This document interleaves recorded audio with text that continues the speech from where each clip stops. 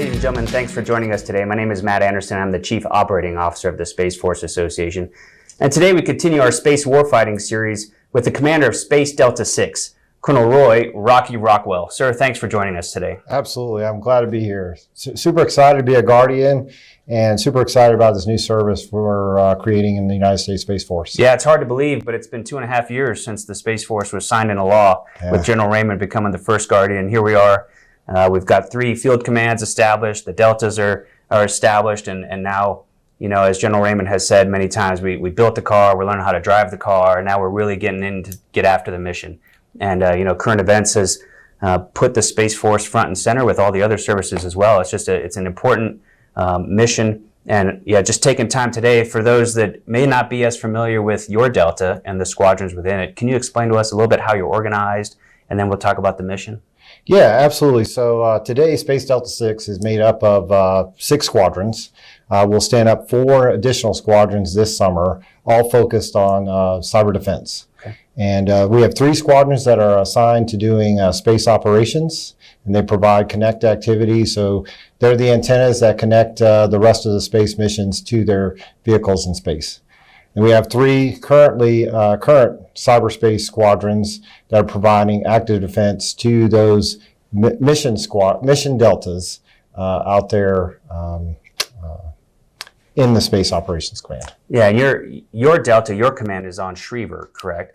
It is. And then, but the span of control and the geography of your command and the amount of people and all over the globe, can you explain that a little bit to us? Yeah, so we're a cross-org Delta. So even though the headquarters is here at Schriever Space Force Base, I have squadrons at Buckley Space Force Station, Vandenberg Space Force Station. I'll have squadrons at Peterson, at Patrick, and at Schriever as well. No, thanks. That's it is a global mission, and I think for a lot of the terms that get thrown around, a lot of our audiences, I mean, they're rookies at the cyber world. This is not their expertise. Can you give us a real world example of something that maybe they've heard of in the news, or something that can bring home what you're talking about with this mission that's so important? Well, it's hugely important because, as General Raymond talks about, with being a digital service, you know, everything we do in space is connected, and we remotely pilot all of our vehicles in space. So it's hugely dependent on the cyber domain to operate our space capabilities. So defending it from the cyber domain is what we're building in Space Delta 6. Yeah, in fact, your boss, General Whiting, has often described it as the soft underbelly. And can you explain what he means by that? And how does that, you know, when you think about the Guardians that you're command of, what does that mean? Well, so I think the way he's talking about is the ease of use to get into the cyber domain and attack from an adversary's perspective. You don't have to spend millions or billions of dollars to gain access to the cyber domain and build those capabilities. It's probably more like thousands and hundreds of thousands, depending on what kind of capabilities you want to bring to the fight. Right. So the Chinese and the Russians, when we've seen in the news that's so advertised and it hits the front page that they blew up their own satellite, or they've caused all this debris, that's not necessarily required to get the effect that either we want to give or they could, you know, put on us, right? Yes, absolutely. So I think as we look at how we'll be attacked in future fights and how they'll try to eliminate us in the space domain, is they'll start in cyber. And because it's easier to eliminate that than to launch a vehicle in space, the millions and billions of dollars it takes to launch a vehicle in space to provide some kind of kinetic effect, they're going to try and eliminate our space capabilities via cyber attacks first and foremost. Yeah, cyber attacks have, you know, about a little over a decade ago, we saw a pretty huge cyber attack that hit the news pretty well. Can you explain that one or talk about that one? Yeah, so as we think about cyber and in space and the capabilities we want to bring from a cyber perspective, when you think about Stuxnet or Operation Olympic Games, what that was a precision targeted cyber munition. It was looking for one facility in the entire world. It was looking for 3 things. It was a cyber worm. It was looking for SCADA 7 controls, which in 2008-9 timeframe, people didn't believe you could attack SCADA controls. It was looking for, then those SCADA controls were controlling an air gap network, which we often think that because our networks aren't connected to the internet, that they're protected. They're air gapped, as we would call it. So it was looking for an air gap network. It was looking for Siemens centrifuges. Specifically, it was looking for 934 Siemens centrifuges. When it found that, it executed its code and just made those centrifuges malfunction. 2 books I would highly recommend. One of them is on General Whiting's reading list. It's called Sandworm. The second one is The Perfect Weapon by David Singer. And if you want to understand what we're up against in the cyber fight, even within space, those 2 books clearly articulate what the threat is. No, that's important because this is that soft underbelly, like General Whiting so eloquently describes so often. That is exactly what happened in that scenario and could happen to our assets in space. And potentially we could take those actions years down the road if it came to it in our situation as well. But one of the very important networks that you're responsible for is the satellite control network.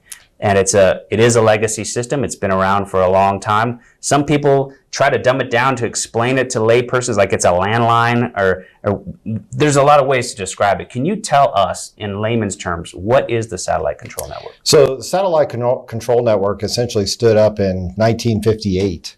Its original code name, and it was classified back then, was the Corona Project. Okay.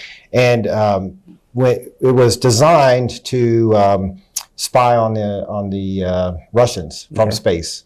And so they would send a satellite up, it would rotate around the polar region and collect on Russia, and then it would crash into the ocean. And we would have to catch the film before it hit the water, because if the film hit the water, it dissolved. And so to think about that pre-GPS time frame, that's pretty spectacular to think that we could actually articulate the precise location of that film and catch it before it hit the water. It's pretty amazing stuff. So satellite control network was birthed out of those missions. Today we call it our Connect mission, or space access, and it's 19 antennas located at 7 geographical regions around the globe. And we use that to connect our space operations to their satellite vehicles in space. So it's basically what's talking to our assets up there. Correct. All around the globe. And as we just described prior to that, this network, like all networks, are vulnerable. Yes. And we'd be dumb to think that our adversaries don't know that. They collect on us like we collect on them, and it's important to protect that. There's a lot of terms in the IT community, the cyber world, that whether it's DevSecOps, software defined, the edge, agile, how would you describe, using all the current terms, where is the satellite control network at, and where do you see it might be in the future? So I will tell you that our scheduling system still operates off DOS. So 1990s technology. We are working through an upgrade that should be complete by the end of this year that'll bring us up to a Windows level type scheduling capability.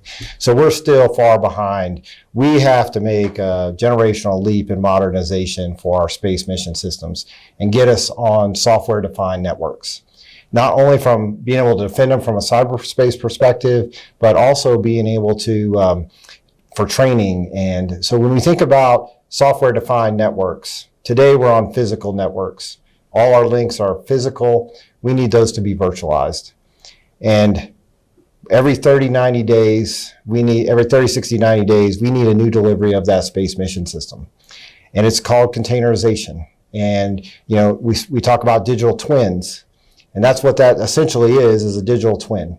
And so when it gets attacked via cyber means, we can stand up another digital twin, mitigate those vulnerabilities that the adversary used to get into that current operation, and then stand that up in minutes, seconds versus minutes versus today, where it becomes a game of whack-a-mole where we're trying to find where the adversary is and get them off these physical mission systems. Yeah. Some of our viewers everybody follows SpaceX these days. They think of space, they'll think of Space Force, SpaceX, and SpaceX has done an incredible job. It's been in the news recently with Ukraine on the Starlink satellites. The ability to put global internet is Elon's goal. And, it seems like every other week there's a Falcon 9 going up into space with Starlink satellites. Is that mesh network that they're developing something maybe in the future that the Space Force could take advantage of, or at least the concept? Absolutely. I think Space Systems Command and our developers are all over that, developing that mesh network. Matter of fact, we talk about it all the time and how that'll help modernize what I operate today with the satellite control network. Because what I see in the future within those mesh networks is it's essentially instead of a point-to-point connection between my antenna and their space vehicle, it becomes I essentially shoot commands up in an email, and it traverses in seconds to its vehicle. It's not that point-to-point connection anymore. It just goes, and our adversary can't track it anymore. They don't know what vehicles we're talking to because it goes into this mesh network and gets delivered to its vehicle, just like an email would today. We don't know how it gets delivered. We just know we send it, and a couple seconds later, you get it. Yeah, and you get it. You don't really know the digital trail behind it, and all of a sudden that soft underbelly becomes a little bit harder for the adversary to crack, and that's a good thing. General Raymond has also talked about many times the partnership with industry and the Space Force. With the size of the Space Force, if we think about 16,000 and just over 8,000 active Guardians right now, to include yourself, Space Force is going to depend on industry a lot more than maybe some of the other services with that relationship. If we think about the next smallest military service is 180,000 Marines. Yeah. That's a big leap. So that partnership is so important. He talks about it a lot. Can you talk about what you've seen with industry, and maybe where he's even talked about some Guardians might flow in and out of industry at a certain rank and level of expertise in the Space Force? Can you talk about that a little bit? Well, so I mean, we haven't seen any of that yet because we're such a young service, but I'm super excited about those initiatives and those opportunities for our future Guardians. I think it allows them to bring a level of expertise that we don't have today because we haven't had those experiences with our commercial industry partners. Unless we've had an assignment where we've gotten to go as part of education with industry or sit with them for a while and see how they do things. I think as we bring that expertise into the Space Force, I think that's going to propel us in the future years. Yeah, that's a good point. And in your personal career, you've been Japan, Hawaii, Germany, Idaho. Can you tell a little bit about what you were doing in Idaho more recently in your career? Well, so that was an opportunity. I did my senior development education there at Idaho National Labs, and many don't realize that is one of the key cybersecurity institutes for industrial control systems. And if you go back and you look at one of their projects back there, it's essentially they attacked the generator and it blew itself up. And yeah, it was a great experience. That I'd learned a lot that I didn't know about SCADA and ICS and how those attacks, not just network attacks, would hugely impact how we do our operations. Yeah, and what a great opportunity. Instead of going to war college, the variety of different war colleges, you had an opportunity to focus on that and then bring that and mentor your own troops. Yeah. That's pretty impressive. Yeah, it's pretty neat the things that they're doing out at Idaho National Labs. A lot of it is classified and I can't talk about it, but they are in the game when it comes to cyber defense. That's great. I mean, and that's a good point. The leadership of the entire DoD has emphasized we have got to find ways to declassify some things within the military and share more with our international partners as well as with the other services and the intelligence community. Agreed. And maybe no other service is going to be tied to the intelligence community a little more directly even than the Space Force. There's Guardians and former airmen that have been in and out of the NRO and coming back into the Space Force, so that's important. I'm excited to hear about, General Whiting talks a lot about the importance of cyber and what is going on at the squadron level within not just your Delta, but the other Deltas. Can you explain that a little bit? Yeah, so the way we're approaching cyber is a little different than the other services. We're looking at it from we have service retained forces that, for those that are familiar with the cyber protection team and how they operate, they will get an operation, they'll go out and they'll set up their tools and they'll operate and look for, adversary footprints. They can also stay there and provide persistent defense, but normally that's not how they operate. We're looking at this from taking what we're calling mission defense teams that provide passive defense, but then also giving them the abilities to provide response. And what that means is they would be a persistent CPT on the mission system that our space operators operate. So where we're organizing is we'll have a cyber squadron for each mission area.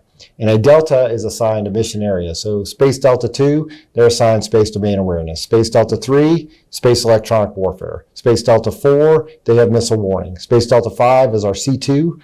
Space Delta 6 is satellite control network and cyber operations. Delta 7's Intel.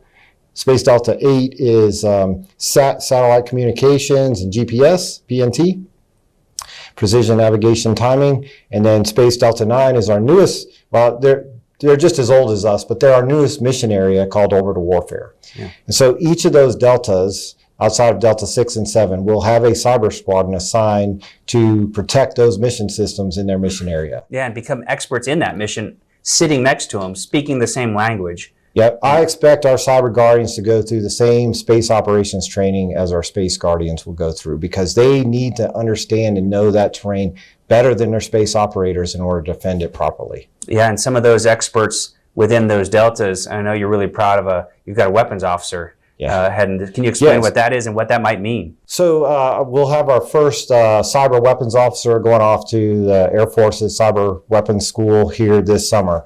So we're super excited about her. She's going to head out there in July, and so we'll bring her back, and she'll begin to build and integrate with the other space operations, weapons, and tactical officers how to apply cyber effects in each of those mission areas.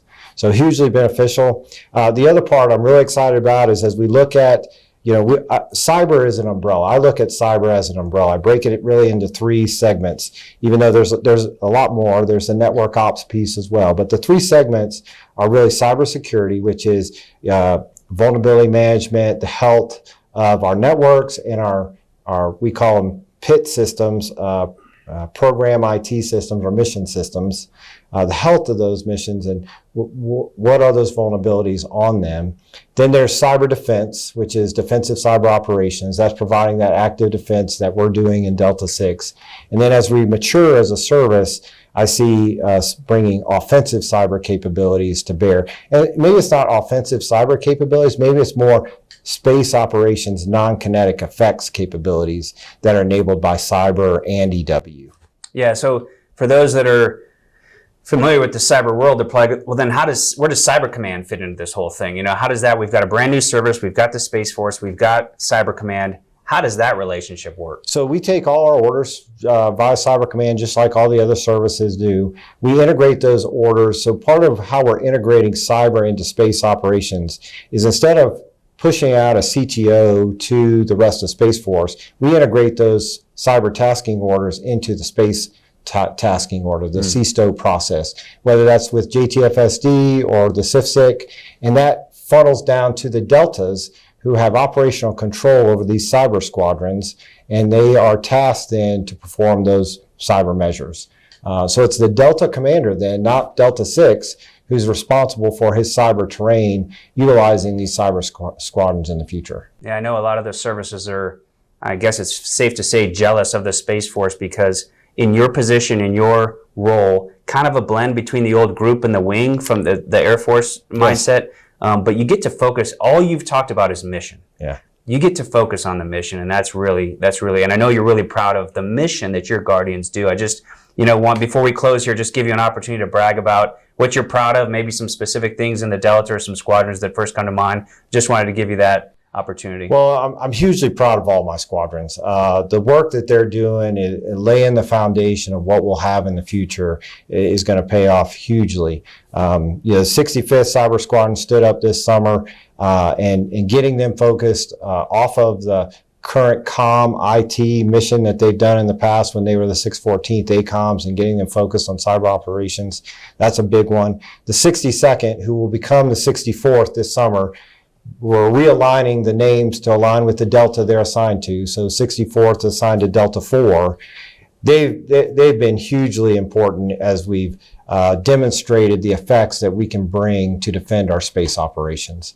Our satellite control network squadrons, 21 SOPs, 22 SOPs, and 23 SOPs, they've done yeoman's work trying to paint the picture of the capacity challenges that we're having not only today, but we will have in the future as we look to bring on new mission that the satellite control network is going to be utilized for. And so they've laid in plans within the 3 to 5 year time frame for how we'll add new antennas to the satellite control network, and then future stuff with we're looking at phased array capability and how that'll help us augment the current satellite control network until we get to that mesh network we talked about earlier. So super excited about all the work they've done. And then the 61st Cyber Squadron Commander, Cyber Squadron, they have also been kind of right in the fire of everything we're doing. We recently in January, the Space Force was accredited with their first cybersecurity service provider accreditation through JTF Doden. General Whiting talks about that routinely. That was a big deal because that really identified us at the same level as our other services do, because every one of the services are CSSP certified. But the way it's different for the Space Force is we're focused on the mission systems. We take advantage of what the Air Force provides to us with NIPR and SIPR. They protect and defend those with their CSSP, and then we can, as a service, can just focus on our space mission systems and defending those. Hugely, I say hugely a lot, so sorry about that, but really excited about how agile we can be because we're such a small service. Yeah. There's so much bureaucracy that goes on in each of the services that we can take advantage of being able to fail fast, as General Whiting and General Raymond talk about. How can we learn from those failures and readjust and move towards what does right look like? Because when we set out on a path, we don't always know what right's supposed to be. We have a good idea of what we think it should be, but that's why we can be agile, right? We can adjust as we learn and grow moving forward. So yeah, that agility you just talked about, a smaller service, you can do things that the other services can. And one of those is what General Whiting talks about, and it's Supercoders. Can you tell us what Supercoders are, what they're doing, and maybe where they came from? So Supercoders was a project that Major General Kim Kreider brought to the Space Force, and it's a way for us to be lean and agile. They are DevSecOps developers, and they're meant to go out into the deltas and look for ways that they can make us more efficient, gain advantages in warfighting perspectives, and make us and move us and modernize us towards the future of software-defined networking, and as we modernize our mission systems. They're at the forefront of that, and they'll provide those capabilities, and we'll grow that capability moving forward. I would love to see all of my cyber defenders gain those skills, because I think that would be hugely advantageous for us as they develop capability that we can speak the same language as the developers as well as the operators. And as we do what I call defining what that mission terrain or mission mapping the terrain of the mission systems are, being able to do that and help the developers build it versus the way we're doing it today with our physical architectures would be much more efficient than the way we're having to do it. For example, I have a squadron of about 100 Cyber Guardians at Buckley. They've been on mission doing great things, and so this is not a knock on the things. This is how hard this is in our current mission set. They've been on a single mission system for a little more than a year and a half, and have only been able to map out about 80 to 85% of that mission terrain.